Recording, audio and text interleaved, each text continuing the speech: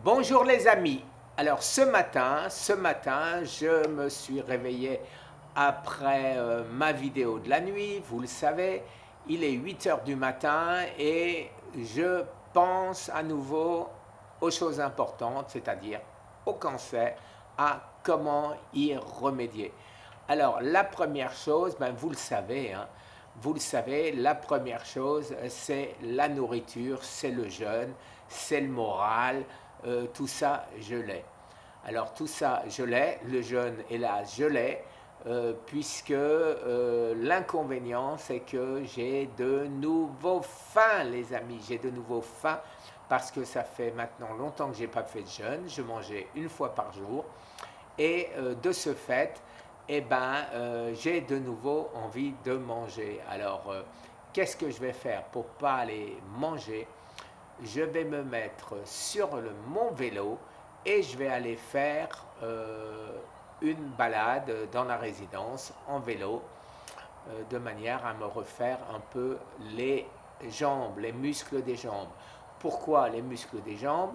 Parce que je me rends compte que quand je m'assieds dans une chaise, dans un fauteuil encore pire, vous voyez dans les fauteuils qu'il y a là-bas, je ne sais pas si vous les voyez, ouais, ouais, ouais, vous les voyez.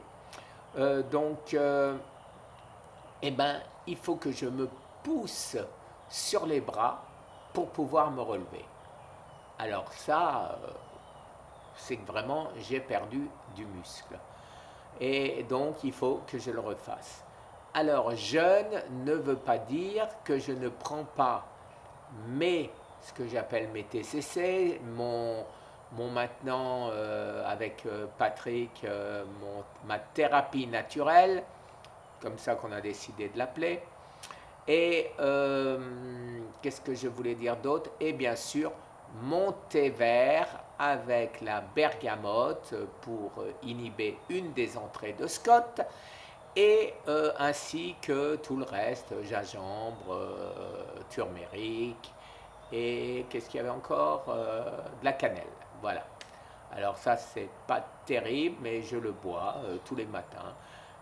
J'ai pris aussi mes oméga 3 qui sont pas avec le reste parce que grâce à Patrick, je sais qu'il faut les mettre dans le frigo, chose que je ne savais pas. Écoutez, alors voilà. Alors je pense objectivement, effectivement, vous êtes nombreux à me dire que mon état d'esprit a changé. Alors oui, effectivement, quelqu'un m'a fait remarquer qu'avant, je disais, je vais tuer mon cancer. Aujourd'hui, je parle plus que je vais le remettre à la niche. Donc je ne dis plus tuer mon cancer, c'est vrai, je n'ai plus ce ton martial ou guerrier, je dis le remettre à la niche. Voilà. Après ça, je veux juste encore un petit mot grâce à Isabelle qui nous a mis une vidéo passionnante sur l'épigénétique.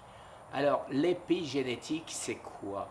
Eh bien, c'est ce que je dis, les amis, depuis janvier 2019. Je ne sais pas si c'était déjà à la mode, mais quoi qu'il en soit, quand on parlait de maladies métaboliques, pour moi, c'est évident que le cancer en est une, et que l'administration considère que c'est une maladie génétique parce qu'elle a vu que c'est les gènes qui sont en cause. Et je disais à cette époque-là, il y a modification des gènes, oui, mais que c'est notre métabolisme, c'est nous qui modifions les gènes.